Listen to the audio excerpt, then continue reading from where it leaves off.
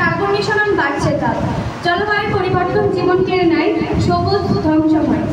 মাননীয় বিচারক মণ্ডলী, মডারেটর, আমার সামনে উপস্থিত ছোট বড় ভাই বোন, শিক্ষক মণ্ডলী, সবাইকে জানাই আমার পক্ষ হতে আন্তরিক শুভেচ্ছা ও সালাম। আসসালামু আলাইকুম।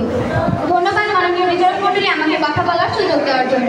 মাননীয় বিচারক মণ্ডলী, আজকের আমাদের বিতর্কের বিষয় হচ্ছে জলবায়ু পরিবর্তনের জন্য দায়ী উন্নত রাষ্ট্র কিন্তু ভুক্তভোগী উন্নয়নশীল রাষ্ট্র। অবস্থাগত কারণে আমি এবং আমার দল এর বিপক্ষে বলছি। মাননীয় বিচারক মণ্ডলী, জলবায়ু পরিবর্তন একটি বৈশ্বিক সমস্যা যা উন্নত এবং উন্নয়নশীল উভয় দেশকে প্রভাবিত করে। তাই শুধুমাত্র উন্নত দেশগুলোকে দায়ী করা সঠিক নয়, সবার সম্মিলিতভাবে এর মোকাবেলা করা উচিত। মাননীয় বিচারক মণ্ডলী, ঐতিহাসিক প্রেক্ষাপটে আমরা দেখে থাকি শিল্প বিপ্লবের পর উন্নত দেশগুলো কার্বন নিঃসরণ বেশি করছে, তবে বর্তমান সময়ে অনেক উন্নয়নশীল দেশও কার্বন নিঃসরণ করছে। কার্বন নিঃসরণ করেই আজ তারা উন্নয়নের শিখরে।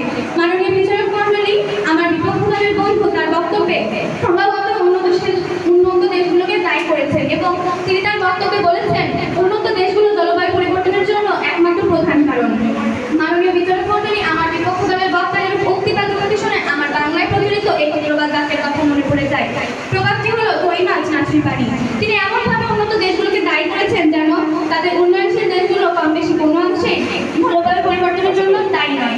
মাননীয় বিচারক মণ্ডলী, আমি তাদের উদ্দেশ্যে বলতে চাই, বিপক্ষ দলের বন্ধুরা, আপনাদের দেশ কি কম বেশি কোনো অংশে কার্বন নিঃসরণ করছে না, পরিবেশকে দূষিত করছে না, যা উন্নত দেশগুলোর তুলনায় অনেক বেশি হতে পারে? মাননীয় বিচারক মণ্ডলী, আমার বক্তব্যের শুরুতেই আমি বলেছি, এখন আবারও বলছি, জলবায়ু পরিবর্তন যেহেতু একটি বৈশ্বিক সমস্যা, তাই এর মোকাবেলা করা শুধুমাত্র উন্নত দেশগুলোর একার দায়িত্ব নয়। উন্নত এবং উন্নয়নশীল উভয় দেশে কার্বন নিঃসরণ কমাতে হবে এবং কার্বন নিঃসরণ কমানোর জন্য উন্নয়নশীল দেশগুলোর সাথে সহযোগিতা করতে হবে। মাননীয় বিচারক মণ্ডলী, তাই আমার বিপক্ষ দলের বক্তার উদ্দেশ্যে বলতে চাই, আসুন আজ তর্ক না বাড়িয়ে আমার সাথে একমত হয়ে বলুন, আসুন সবাই সচেতন হয়ে পরিবেশ বাঁচাই, গাছ লাগাই, দূষণ কমায়, জলবায়ু পরিবর্তন রুখে দাঁড়ায়।